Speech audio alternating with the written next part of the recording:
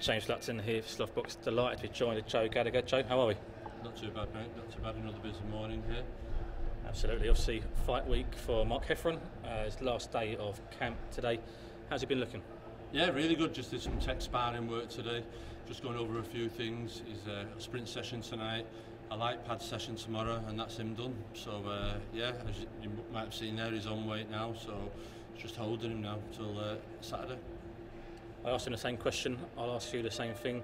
Lennox, Clarke, what is he going to do to combat Mark Heffron? What can he do to combat Mark Heffron? Listen, Lennox is a very good fighter. Huge respect to him for what he's achieved, coming from the white collar scene and all of them fights, and then becoming British and Commonwealth champion. So, listen, he's dogged, resolved. He's mentally very tough. He's strong. He can punch, and yeah, he's a proud champion. He's got to come. He's coming off a great win.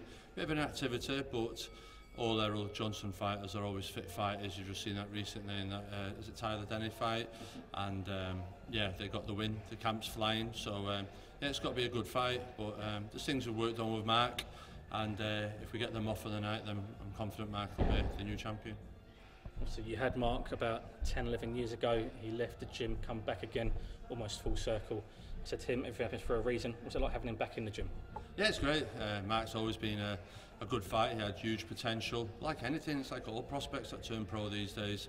Everyone has potential, whether they fulfil it or not. Mark, as you say, he's come back. He's fought a couple of times, obviously with Liam Williams and Denzel Bentley, and come up short.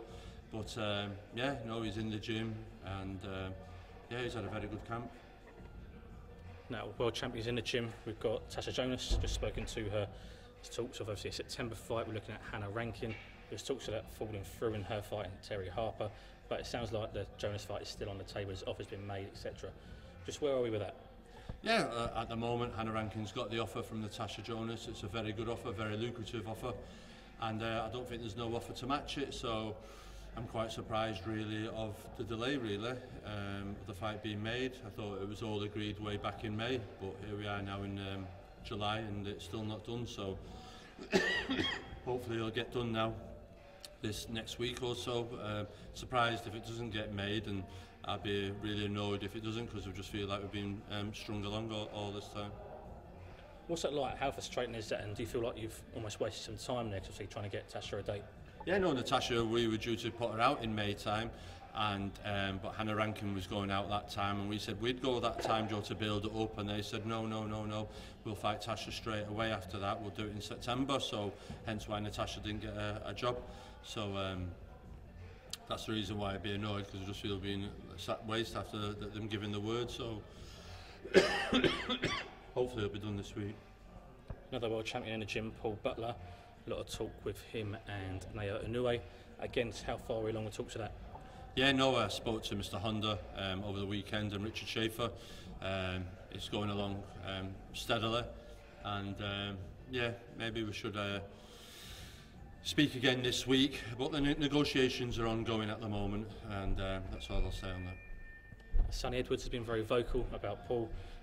He said that he feels that Paul would fight him. He feels you wouldn't put him in with Sonny. Any response to that? No, that's Sonny just being Sonny. So.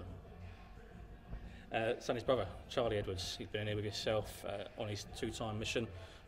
How's that working out with you guys? No, good. He's in Portugal at the moment. I spoke to his people the other day about a date, and I spoke to Charlie over the weekend. I'm going to see him over in Portugal very soon, and hopefully he'll be out back in September. And then a couple of predictions.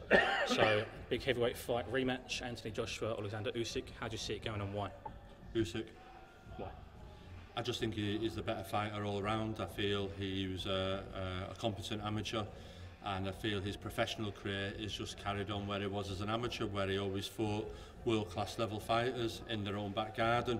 So he's always kept the tools sharp, and for all the adjustments that they're making for AJ's setup, it's like we're not dealing with Garcia, who, or what's he called? Who's the kid that beat Joshua? Ruiz. We're not dealing with a Ruiz who went away and net himself like a Buster Douglas. For about an Usyk who's got to come back and improve again. So yeah, that Alexander Usyk, yeah. Did Usyk surprise you with his performances at heavyweight, especially after the Witherspoon and the Chisora performances? Yeah, everyone always said going up, because the heavyweights now aren't, well, apart from Deontay Wilder, aren't you 15 and a half, 16 stone men no more, are they? They're all 18, 19 stone. So, yeah, it did surprise us, but what surprised me more was in that round 1, he just walked out and landed flush, and then I think it was round 3, he had AJ all over the place, and that was even in round 3. So I just felt like any time Usyk wanted to throw or end matters, he could do. And I think there's something there. There's something there with AJ. I don't know what it is. There's something there that self-explodes mentally. There's something there. I don't know what it is. There's something we used to say about Bruno making the sign of the cross, walking to the ring. We're seeing AJ at Madison Square Garden on the way into the ring. It'll be interesting to see how mentally strong he is in this fight. Canelo, Golovkin, trilogy? That's Canelo, yeah. I think, like anything, he's just waited for Father Time to catch up with Triple G. I think Triple G got caught an awful lot last time out. And not only that, though, we're getting... He might have had a better chance if Canelo had beaten Bivol, but now Canelo is a wounded animal. And because there's that personal intensity as well, I think we'll just sort of see Canelo bring a whole lot of hurt to the table. But Triple G is a very solid, competent, quiet, ruthless man. And write him off at your peril, but I do feel it's Canelo this, just through age,